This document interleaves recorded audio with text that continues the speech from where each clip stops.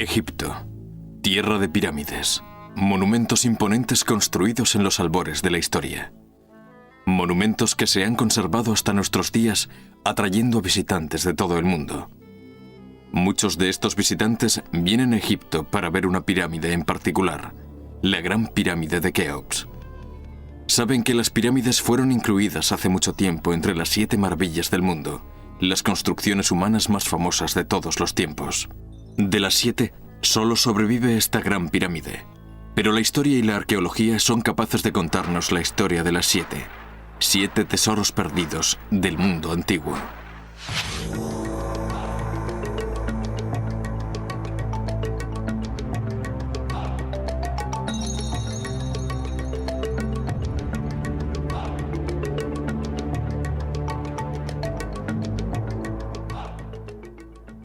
La palabra maravilla ha sido definida como un sentimiento de sorpresa, curiosidad y asombro.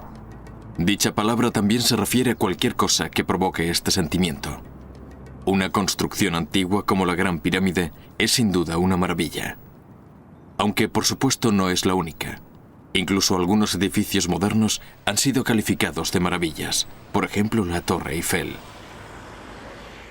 Pero cuando hablamos de las 7 maravillas del mundo, nos estamos refiriendo normalmente a 7 construcciones concretas hechas por el hombre anteriores al nacimiento de Cristo. La idea de las 7 maravillas proviene de los grandes días de Grecia y Roma. En esa época, muchos viajeros y escritores identificaron lo que ellos consideraban como las mayores obras artísticas y arquitectónicas del mundo conocido, aunque no todos coincidían en sus elecciones. Las construcciones que hoy aceptamos como las 7 maravillas no serían fijadas hasta mucho después de la antigüedad. Pero incluso en la época clásica, la idea de que debía haber 7 grandes construcciones humanas definidas como maravillas era irresistible para muchos. El número 7 aparece en una cantidad de contextos sorprendentemente diferentes. Están los 7 sabios, las 7 colinas de Roma, y más tarde, en la Edad Media, encontramos las 7 artes liberales. Parece que eran partidarios del 7 incluso cuando en realidad fueran más. Tenemos, por ejemplo, las 7 Pléyades, que forman una constelación que en realidad está constituida por más estrellas. La idea de reunir maravillas parece estar muy extendida y probablemente se remonta hasta el historiador del siglo V, Heródoto, que visitó el imperio persa y vio los jardines colgantes de Babilonia y las grandes pirámides. La idea de que debía hacer 7 y solo 7 es, creo yo, una idea en parte moderna. Aunque tenemos, incluso desde el siglo II a.C., una lista de 7 maravillas que no coincide exactamente con nuestra concepción moderna. La idea de las 7 maravillas permanece incluso durante la Edad Oscura. En el siglo VI después de Cristo, el obispo de Tours realizó una lista de maravillas que incluía el Templo de Salomón en Jerusalén. El famoso monje inglés, Beda el Venerable, incluía la ciudad de Roma entre sus elecciones. Gradualmente se fue formando una lista estándar con 7 elementos. Pero en alguna de estas listas nos encontramos con que una o dos de las maravillas han desaparecido y han sido sustituidas por otras alternativas. A menudo tenemos las murallas de Babilonia, además de los jardines colgantes. Y en bastantes ocasiones no aparece el faro de Alejandría. De modo que parece que había una gran movilidad en lo que constituían las 7 maravillas. Los autores romanos introducían obras romanas, así que la capital y el Coliseo solían aparecer. Y más tarde, los cristianos incluían el Arca de Noé o el Templo de Salomón. Aunque no estaba demasiado fijado, el número 7 parece ser una cosa en la que siempre estaban de acuerdo. Lo que hoy conocemos como las 7 maravillas no estuvo totalmente codificado hasta el Renacimiento, el momento en el que Occidente empezó a volver la vista hacia la época clásica. Los estudios del Renacimiento empezaron a considerar cuáles eran las mejores construcciones de esa época, y al final fue establecida una lista de 7. Las 7 maravillas del mundo, tal y como las recogemos en la formulación moderna, se extienden a lo largo de un sorprendente espacio de tiempo.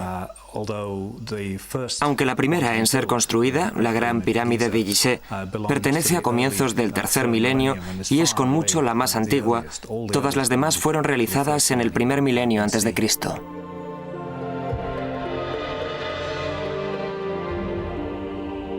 La pirámide de Keops.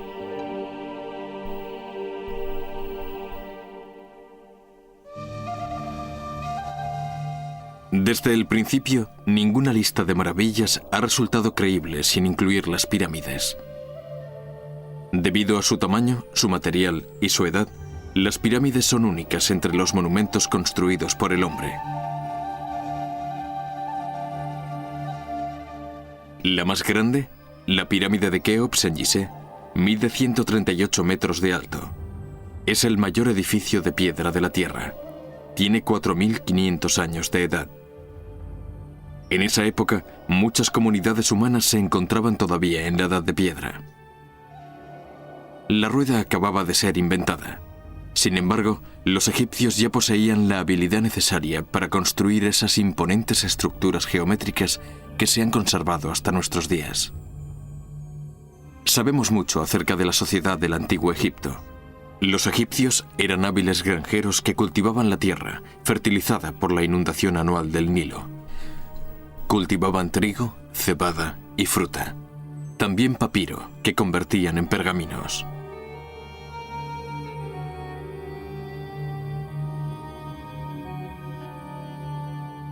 Hacia el 3000 a.C. desarrollaron un lenguaje escrito, y la supervivencia de muchos textos del antiguo Egipto ha proporcionado a los estudiosos información muy valiosa sobre su vida. Sabemos, por ejemplo, que Egipto estaba gobernado por reyes conocidos como faraones, cuyos reinados sucesivos se clasificaban en dinastías. Se cree que la primera dinastía comenzó hacia el 3100 a.C. El famoso faraón Tutankamón perteneció a la 18 dinastía en el siglo XIV a.C. El linaje egipcio acabó en el 30 después de Cristo con la muerte de Cleopatra.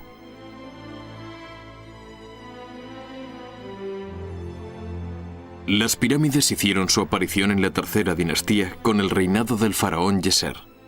Este faraón encargó al arquitecto Imhotep que le construyera un mausoleo en Saqqara. Para la construcción de este monumento conmemorativo, Imhotep eligió un material recientemente desarrollado, los bloques de piedra. Utilizando estos bloques, Imhotep y sus colaboradores construyeron la primera pirámide, la pirámide escalonada de Zoser.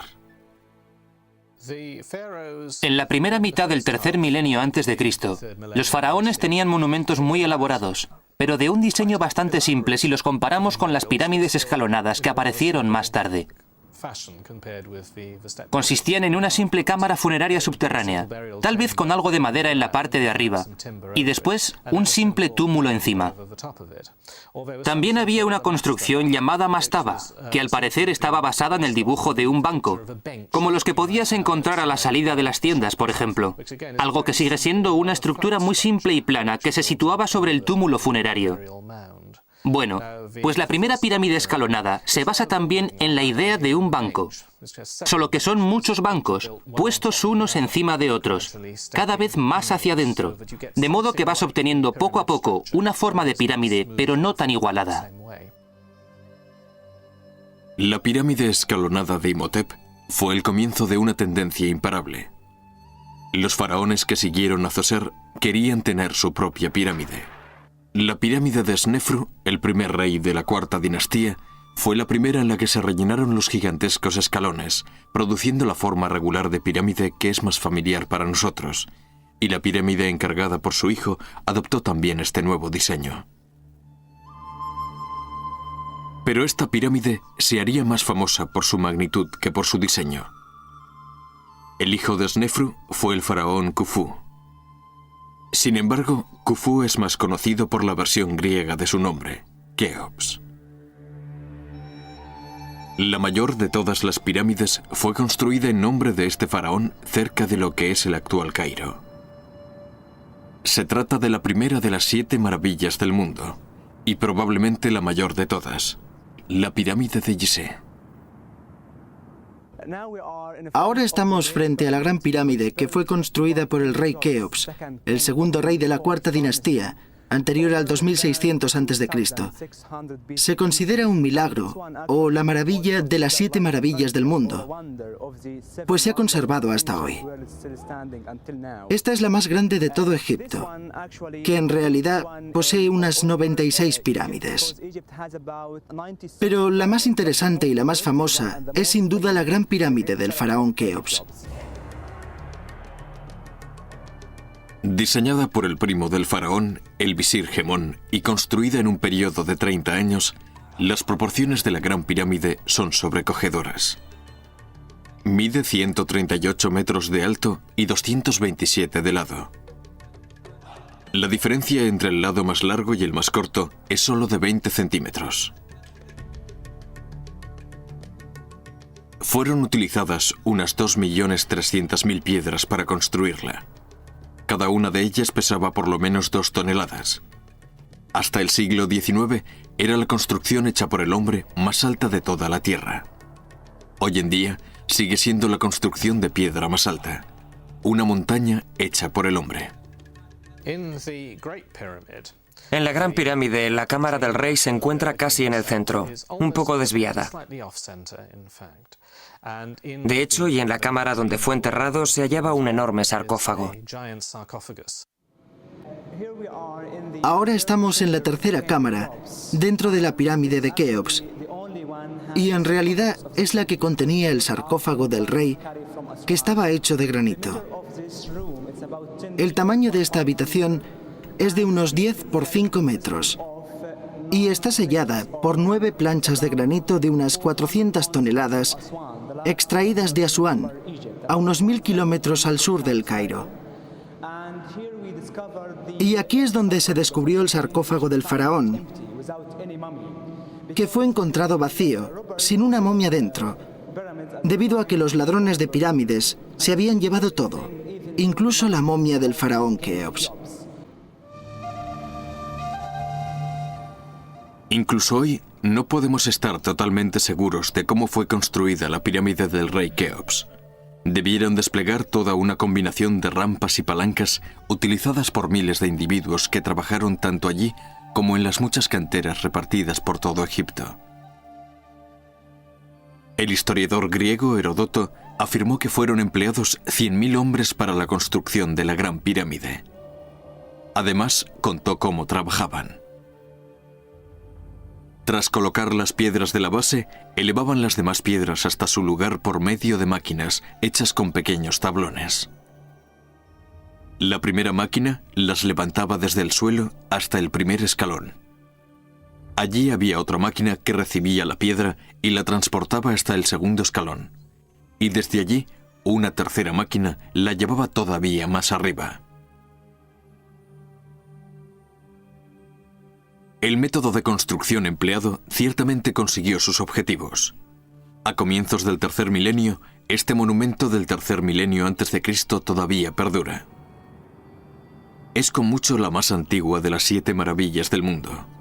Además, es la única que puede verse en la actualidad.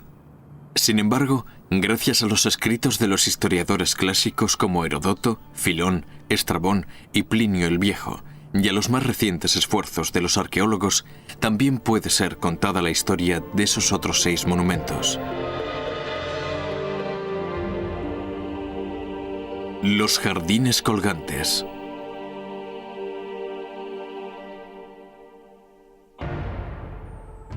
La primera de las 7 maravillas en ser construida tras la pirámide de Keops no sería realizada hasta 2000 años después en la ciudad de Babilonia, al este del Éufrates, en el actual Irak.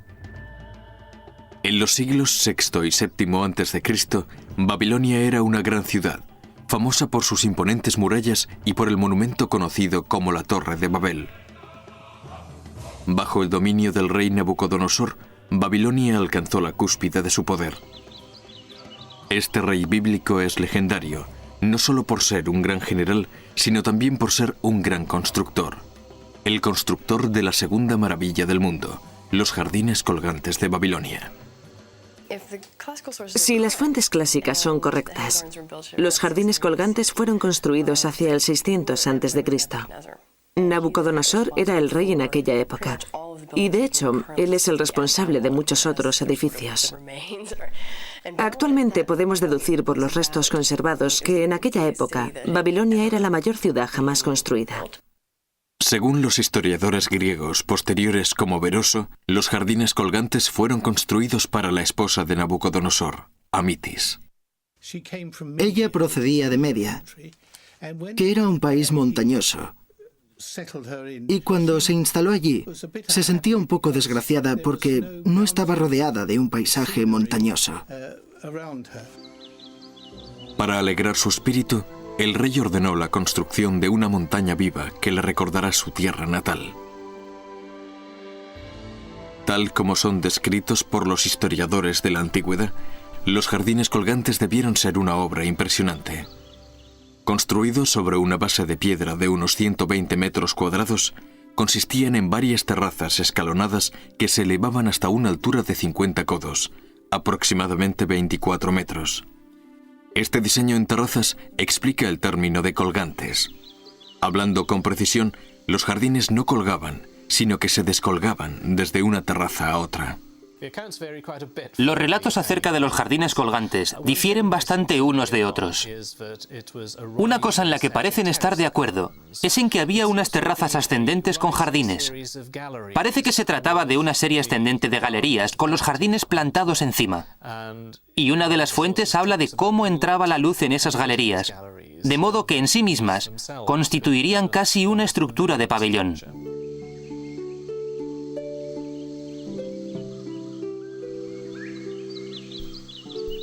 Una vez terminada la estructura, se plantaron los jardines propiamente dichos con césped, flores, arroyos y árboles. Árboles de hasta 15 metros de altura. Parece ser que la estructura era tan fuerte como para soportar la enorme cantidad de tierra requerida. Todavía más sorprendente era su sistema de riego. Debido a las escasas lluvias de Babilonia, el agua tenía que ser traída del Éufrates y bombeada 25 metros hacia arriba para que se repartiera por los diferentes niveles. Cómo elevaban el agua ha sido materia de un gran debate científico. Personalmente, yo creo que empleaban el método que los asirios y babilonios llamaban Shaduf. En cada nivel había un cubo sobre bisagras que subiría el agua y la vaciaría en el siguiente nivel, y lo mismo ocurriría en todos los niveles. Algunos estudiosos sugieren que utilizaban un método de hélices muy complicado para subir el agua hasta arriba. Desgraciadamente, no podemos estar seguros de que los jardines colgantes existieran en absoluto. No aparecen en ningún texto babilonio conservado. Además, de modo significativo, Heródoto no los menciona en ningún momento. Es notable que Heródoto no escribiera acerca de los jardines colgantes. O fue a Babilonia, o conoció a alguien que había estado allí y describe el zigurat, las murallas de la ciudad, el palacio y muchas otras construcciones de Babilonia, pero no menciona los jardines colgantes. A pesar de que fue un escritor que describía con gran detalle los lugares, no nombra los jardines, algo que realmente da que pensar. Las evidencias arqueológicas tampoco son concluyentes, pero a comienzos del siglo XX, el alemán Robert Keldewey llevó a cabo unas importantes excavaciones en Babilonia. Descubrió muchas de sus obras arquitectónicas, incluidos palacios, calles y los restos de las murallas. Pero en el noroeste de la ciudad, Keldewey desenterró los restos de un sótano, 14 grandes habitaciones con techos de piedra abovedados. Era algo significativo. Además, una de esas 14 habitaciones contenía un pozo con 3 varas hundidas en el suelo. Keldewey estaba convencido de que esto formaba parte del sistema de bombeo de los desaparecidos jardines colgantes de Babilonia. Esto tiene algunas dificultades. El primer gran problema es que este emplazamiento estaba alejado del río Éufrates. Y una de las cosas en que están de acuerdo casi todas las fuentes que hablan de los jardines es en el sorprendente sistema de irrigación para subir el agua hasta esas torres ajardinadas, de modo que fueran verdes y exuberantes, y desde luego sería muy difícil conseguir unos jardines así, sin un mecanismo de este tipo. Bueno, pues lo natural sería pensar que los jardines estaban muy cerca del río Éufrates. Y de ahí que muchos arqueólogos modernos tiendan a situar los jardines a la orilla del Éufrates, al noroeste del lugar donde creemos que se encontraba el palacio de Nabucodonosor. Ciertamente, cuando yo estaba explorando esa zona, nadie había encontrado nada que pudiera decirse que eran los jardines. Sin embargo, Keldewey encontró junto al río unos cimientos impresionantes que nunca han sido satisfactoriamente explicados. Yo los identifiqué más tarde como la base de lo que habría sido la bóveda que servía de cimientos a los jardines.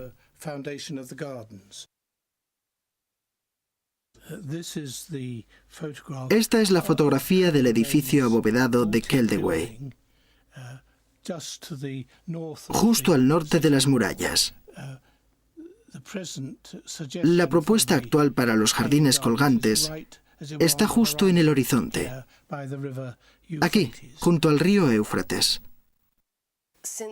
Aunque en las fuentes babilónicas no hay pruebas de que los jardines hayan existido, las demás fuentes clásicas están tan convencidas de su existencia y de que estaban en algún lugar de la zona que tendríamos que cambiar nuestras suposiciones. Y de hecho, un lugar donde podrían haber existido es en Asiria. Unos 100 años antes hubo un rey llamado Sennacherib, hacia el 700 a.C., que estableció una nueva capital en la ciudad de Nínive, que estaba bastante cerca del actual Mosul, justo al otro lado del río. Hay una serie de cosas que suenan de modo muy parecido a lo que recogieron las fuentes clásicas. Hay un pequeño río, el Kosa, que discurre por el emplazamiento de Nínive. Y una de las cosas que hizo el rey fue delinear las orillas del río con piedra, lo cual aparece en algunas de las fuentes clásicas, y levantó una enorme terraza sobre el emplazamiento de un palacio anterior y construyó su palacio sobre ella, incluyendo a su derecha una especie de parque que se descolgaría sobre el borde del río. Así que, en mi opinión, este es el origen de los jardines colgantes de Babilonia. Nunca sabremos con seguridad si los asombrosos jardines colgantes de Babilonia eran la maravilla del mundo descrita en la antigüedad. Sin embargo, la existencia de la tercera maravilla es innegable.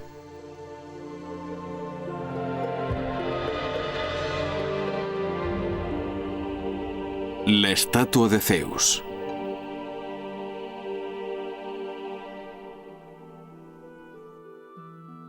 La estatua de Zeus fue construida en el siglo V a.C., en el recinto de los Juegos Olímpicos. Los Juegos, que habían aparecido en el 706 a.C., estaban en el siglo V en su momento cumbre. Cada 4 años, atletas de todas las comunidades griegas del mundo conocido participaban en las competiciones deportivas en honor de Zeus, el rey de los dioses. Tenían lugar en Olimpia, en el sur de la actual Grecia. Esta no era una ciudad convencional. Existía solamente por el templo de Zeus y sus juegos, y consistía en un altar para los dioses y un estadio adyacente.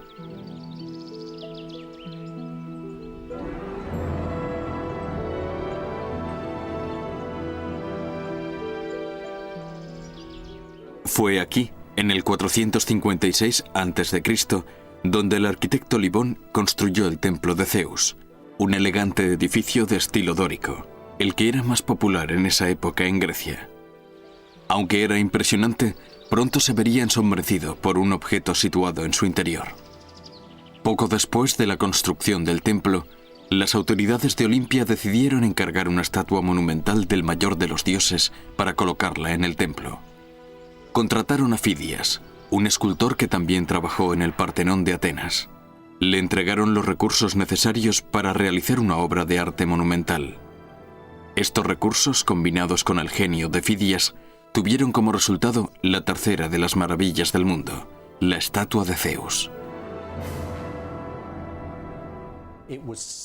Fidias la comenzó poco después de acabar su trabajo en el Partenón, hacia el 438. Y yo creo que probablemente sería terminada alrededor del 430. Una vez más, tenemos que confiar en los escritores antiguos para establecer la apariencia de la estatua de Zeus. Según estas fuentes, la estatua de Fidias representaba al dios sentado en un trono, con un cetro en una mano y una estatua de la diosa Victoria en la otra. La estatua de Zeus de Olimpia estaba hecha de tal modo que la superficie exterior era de oro y marfil, pero la estructura interna debía ser un armazón de madera que sostenía el oro y el marfil. Obviamente estos materiales eran extremadamente valiosos en el mundo antiguo. El oro era un material muy rico y el marfil no era original de Grecia y por lo tanto era un material exótico. Y cuando nos enfrentamos a una estatua de este tamaño, la estatua de Zeus de unos 12 metros de alto, debemos hablar de grandes cantidades de estos materiales. El trono también estaba hecho de oro y marfil, con hermosas incrustaciones de joyas por toda la estructura. Parece, tanto por los restos encontrados como por los instrumentos que se utilizaron, que también se emplearon láminas de cristal, que en esa época era un material mucho más precioso de lo que es ahora. Tal vez para la figura de la Victoria que Zeus sostiene en la mano extendida.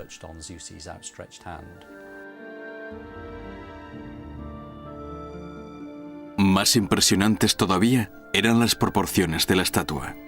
Medía 12 metros de alto. La cabeza de Zeus casi tocaba el techo del templo.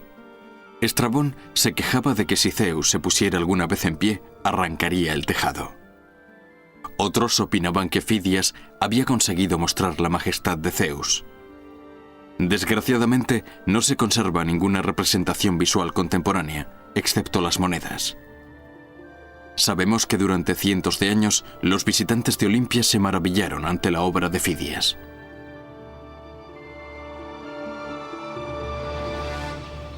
Aunque las ruinas de Olimpia todavía pueden ser contempladas, no se ha conservado ningún resto de la estatua. Lo que finalmente causó su destrucción no fue simplemente el deterioro. En el siglo IV fue trasladada a Constantinopla, donde parece ser que a finales del siglo V fue destruida por un incendio, y es de suponer que el oro se derritió y el marfil fue destruido por el fuego, y por supuesto, su armadura interior de madera habría sido totalmente consumida.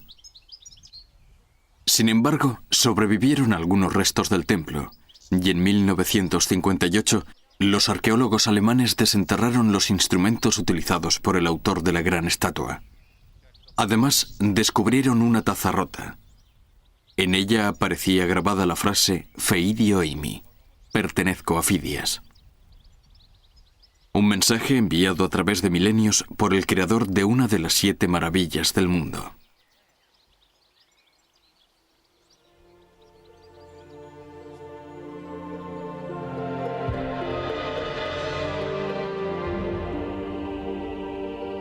El templo de Artemisa.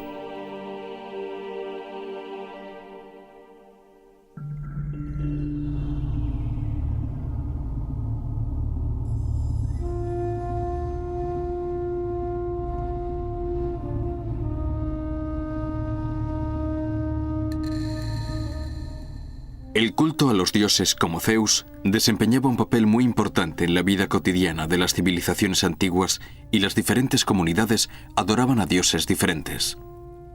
En Éfeso, en Asia Menor, las gentes veneraban a Artemisa, también llamada Diana.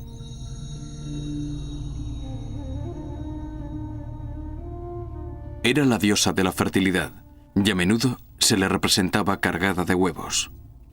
Para demostrar su fe en los poderes de Artemisa, los efesios construyeron 3 grandes templos en su honor. El primero fue destruido en una batalla en el 550 a.C. El segundo fue reducido a cenizas por un pirómano en el 356 a.C. El tercero se convertiría en la cuarta maravilla del mundo.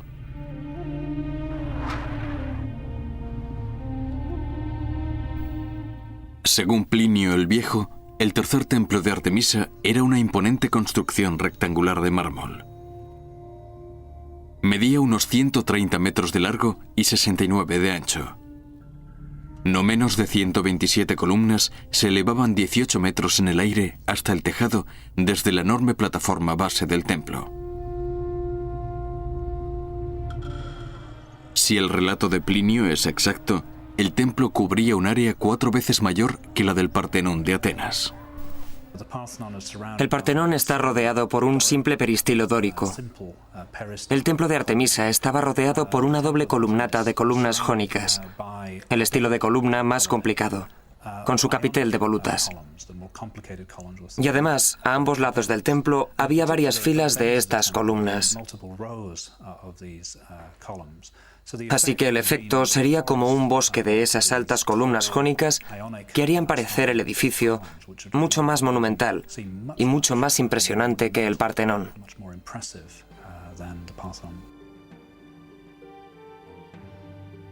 No podemos saber cuánto tardó el templo en ser construido. Plinio el Viejo sugiere un periodo de 120 años. Sabemos que el templo de Artemisa fue famoso en todo el mundo conocido durante siglos. Los visitantes se maravillaban ante sus sorprendentes proporciones y muchos compraban ídolos de plata de la propia diosa. La fama del templo también puede ser establecida a través de las monedas romanas que lo representan y además es mencionado en la Biblia. El libro de los Hechos de los Apóstoles recoge claramente una visita a Éfeso de San Pablo en la que fue acusado por un orfebre local, Demetrio. Debido a que San Pablo se oponía al culto a los ídolos, Demetrio sabía que su modo de vida estaba amenazado por el cristianismo. Argumentó que incluso el templo estaría bajo amenaza con la nueva religión. Sus temores estaban justificados.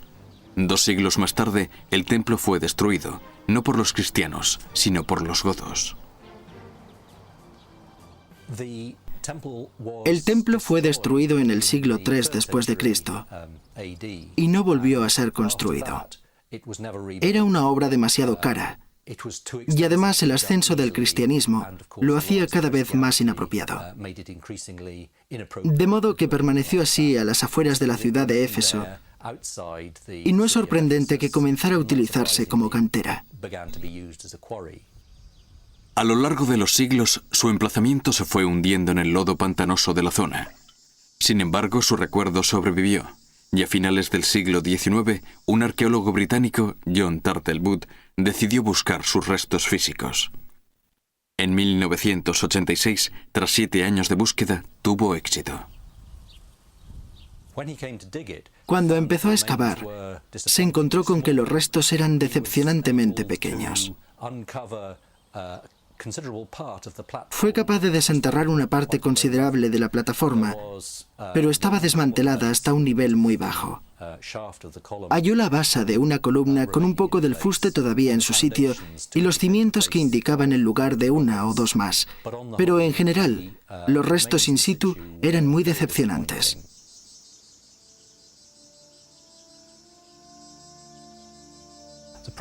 El problema es que el emplazamiento es terriblemente pantanoso, lo que significa excavar en un ambiente lleno de barro y agua. En los años siguientes, descubrió una gran cantidad de elementos arquitectónicos del templo de Artemisa que fueron trasladados a Gran Bretaña, al Museo Británico, como resultado de sus descubrimientos. En la actualidad, los visitantes de Éfeso todavía pueden contemplar las ruinas del templo.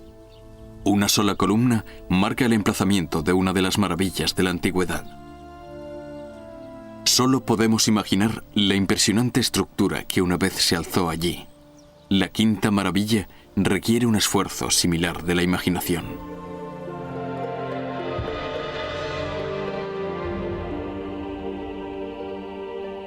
El mausoleo.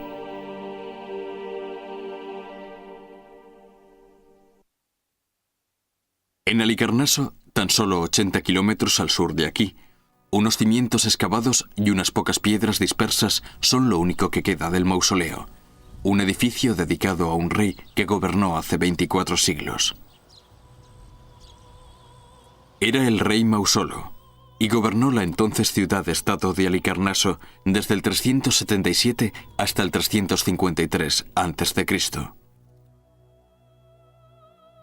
Su viuda, Artemisa, decidió construir en su honor una tumba que aventajara a todas las demás en tamaño y magnificencia. Lo consiguió. La tumba era tan espectacular que en la actualidad cualquier tumba grande es llamada mausoleo.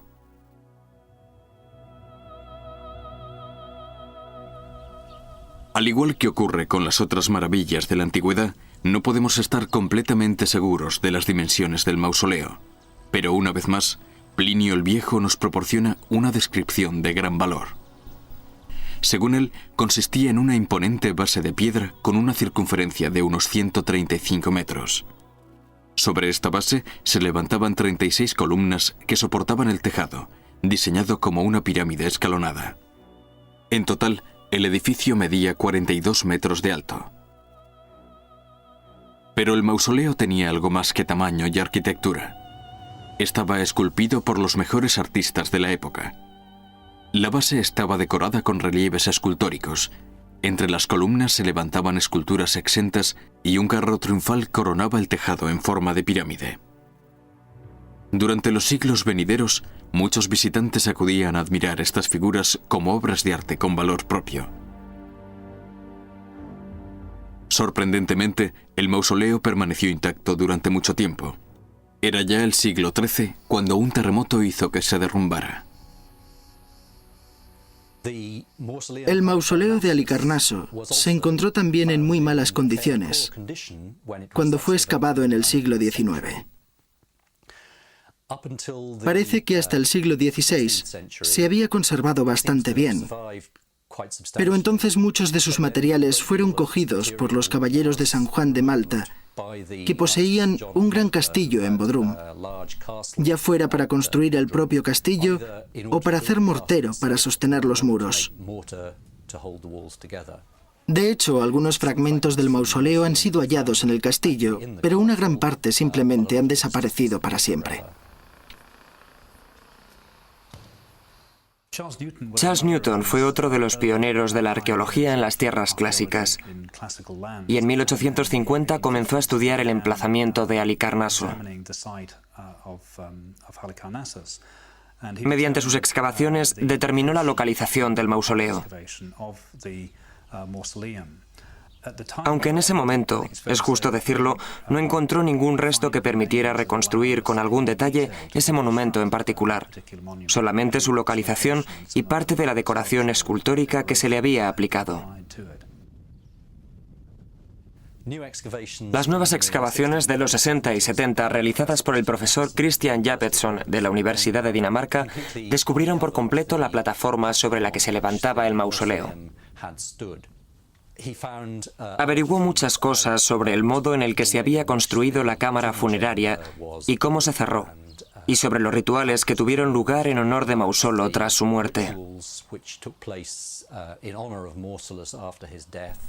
Reveló también detalles del anterior uso del emplazamiento y, lo que es más interesante, los detalles de los intentos, que finalmente tuvieron éxito, de forzar la cámara funeraria y robar su contenido, de modo que cuando los caballeros de San Juan la encontraron, ya estaba en gran parte vacía.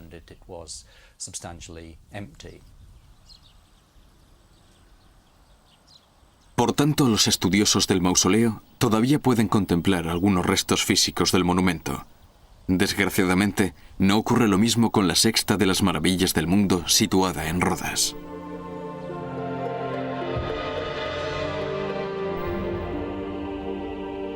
El Coloso.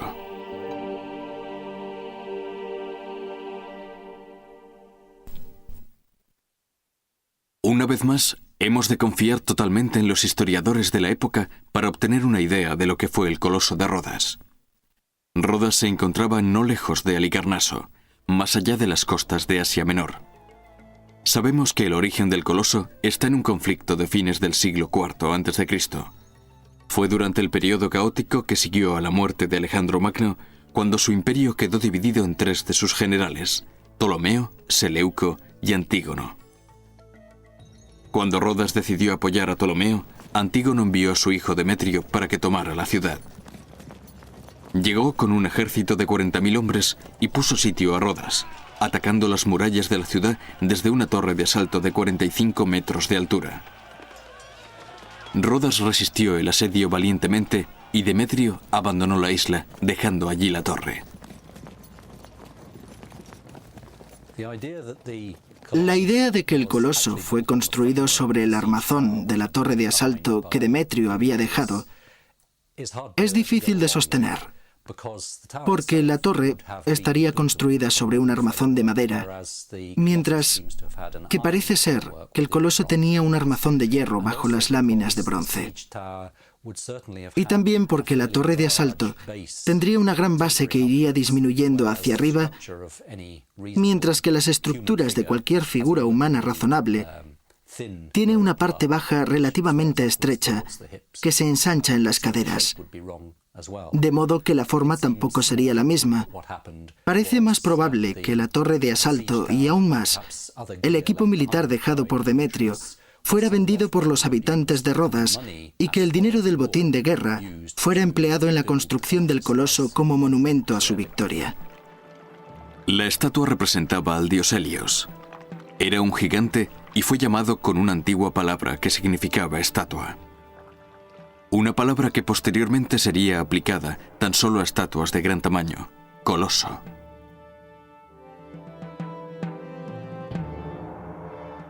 El coloso de Rodas era en efecto imponente. Los relatos antiguos hablan de una altura de alrededor de 60 metros. Una gigantesca figura humana de planchas de bronce sobre un armazón de hierro. Plinio el Viejo escribió que los pulgares del coloso eran tan grandes que un hombre no podía rodearlos con sus brazos. Según Filón, el escultor Cares de Lindos construyó el coloso empezando por la base y trabajando hacia arriba. Plinio el Viejo escribió que Cares trabajó durante 12 años, pero las fuentes clásicas no nos proporcionan una imagen clara de cómo era en realidad el coloso. No obstante, las monedas de la época que representan a Helios rodeado por los rayos del sol pueden darnos una pista del aspecto de la cabeza. Ni siquiera podemos estar seguros de en qué parte de la ciudad de Rodas se levantaba esta enorme estatua. Yo creo que está bastante claro que la idea de que estaba ahorcajada sobre el puerto es totalmente imposible. Para poder hacer eso tendría que haber tenido una extensión de varios cientos de metros y, evidentemente, ninguna estatua del mundo antiguo, y de esta tenemos las medidas que nos dan algunos escritores de la época, podría haber sido tan enorme. Puede que estuviera situada junto al puerto, aunque esto ha sido discutido. Quizás sea más probable que estuviera alejada del puerto, en el santuario del dios Helios. A pesar de lo limitado de nuestros conocimientos, sabemos qué suerte corrió. 56 años después de ser terminada, cayó como consecuencia de un terremoto. Cuando Plinio describió el tamaño de sus pulgares, la gran estatua ya estaba horizontal en el suelo. Las fuentes antiguas nos explican que se rompió por las rodillas. El rey Ptolomeo se ofreció inmediatamente a reconstruirlo, pero aparentemente un oráculo había advertido a los habitantes de Rodas que no debían reconstruirlo, así que permaneció allí tumbado durante mucho tiempo.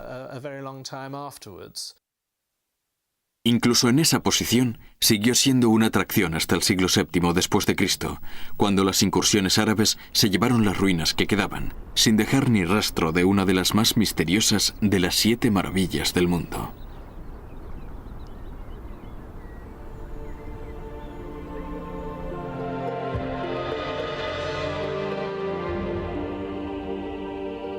El faro.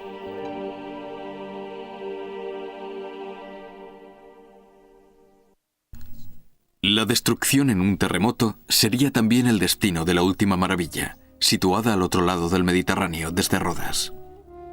Era el faro de Alejandría, quizá la más funcional de todas las maravillas. Sirvió como faro a la ciudad fundada por Alejandro Magno en el 332 a.C. Tras la muerte de Alejandro, Egipto pasó a ser responsabilidad de Ptolomeo y sus sucesores. Estos decidieron que Alejandría necesitaba un gran faro, que serviría tanto como guía para los barcos que entraran al puerto como de símbolo de una ciudad próspera. Sin embargo, como ocurre con muchas de las otras maravillas, nuestro conocimiento de cómo fue construido el faro es limitado. Sabemos que se levantaba en la isla de Paros. Popularmente se cree que el arquitecto fue un hombre llamado Sostratus, aunque algunas autoridades lo discuten. También podemos estar razonablemente seguros de la forma de la estructura. Fue construido en 3 niveles separados, coronados por una cámara abierta en la que ardía un gran fuego. Su luz era reflejada por un espejo gigante. La fuente de luz más probable del faro de Alejandría sería un gran fuego de señales situado en la parte de arriba. No es probable, con la tecnología antigua, que se utilizara una lente de cristal para concentrar la luz. Sin embargo, un espejo detrás del fuego es una proposición mucho más lógica. De hecho, tenemos la historia de que Arquímedes empleó un espejo cóncavo para incendiar los barcos romanos enemigos. Así que los conocimientos y la tecnología para usar un espejo cóncavo estaban perfectamente disponibles en esa época. Esta construcción fue un acto de gran destreza, no solo por el diseño del faro, sino también a la hora de pensar en cómo mantenerlo en funcionamiento, porque el fuego necesitaba combustible. Este fuego se situaba a una gran altura, y debía haber un reguero constante de gente que subiera el combustible para mantener el faro encendido. Es sorprendente porque era una construcción imponente, y no resultaría fácil mantener ese fuego encendido. En la cima, posiblemente a unos 120 metros, se encontraba una estatua de Zeus el Protector o quizá de Poseidón. No podemos estar seguros. Sin embargo, su forma general puede ser razonablemente supuesta. Las pruebas aportadas por las monedas de la época han sido una vez más de gran valor a la hora de completar los relatos de los antiguos. Gran parte del conocimiento que tenemos del faro no proviene en absoluto de los escritores antiguos. Escritores árabes de hasta el siglo XII después de Cristo nos lo describen con detalle. Desgraciadamente, el siglo siguiente vería la destrucción final del faro en un terremoto. Parece que el faro fue destruido finalmente en una serie de terremotos entre 1303 y 1326, creo. Y este fue el momento en que muchas de las piedras desaparecieron bajo el agua, donde hace poco que han sido descubiertas. La destrucción fue total, y las ruinas fueron incorporadas a una fortaleza musulmana que todavía se conserva en la isla. Este emplazamiento es aparentemente el de una fortaleza construida en el 1480 por el sultán Qibay. Aparentemente empleó muchos materiales del faro para construir su fortaleza. Esto quiere decir que, una vez más, no queda nada, excepto lo que ha sido utilizado en diferentes estructuras. De modo que el faro, al igual que los jardines colgantes de Babilonia, es una de las 7 maravillas que no es accesible ni siquiera a través de los medios arqueológicos. Solo en una época reciente han intentado los arqueólogos descubrir restos del faro en el lecho marino. Es posible que salgan a la luz más evidencias físicas de esta maravilla. En los últimos 10 años o así, ha habido algunos descubrimientos realmente emocionantes en el puerto. Han encontrado muchas esfinges y también encontraron estatuas. Una gran cantidad de estatuas que parece que formaban parte de la decoración del faro. Especialmente lo que parecen ser 3 parejas de Ptolomeo y sus reinas. Existe una larga discusión acerca de si en la parte de arriba estaba Zeus o Poseidón. Quizá lo más probable sea que estuvieran los dos. En el faro había muchas más obras escultóricas de lo que la gente se imagina. Así concluye la historia de las 7 maravillas del mundo antiguo. Pero en muchos sentidos, la historia continúa, tanto en la mente de la gente fascinada por su grandeza original, como en los esfuerzos de los arqueólogos que buscan las pruebas físicas de esa grandeza.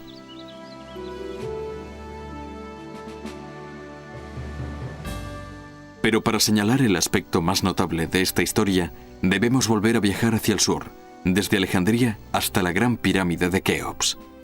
Una pirámide construida, como hemos visto, hace 4.700 años. Que esta maravilla sea anterior en el tiempo a las otras 6 en unos 2.000 años y les haya sobrevivido en 500 años por lo menos, es sencillamente sorprendente. Esta es, seguramente, la mayor de las 7 maravillas del mundo antiguo.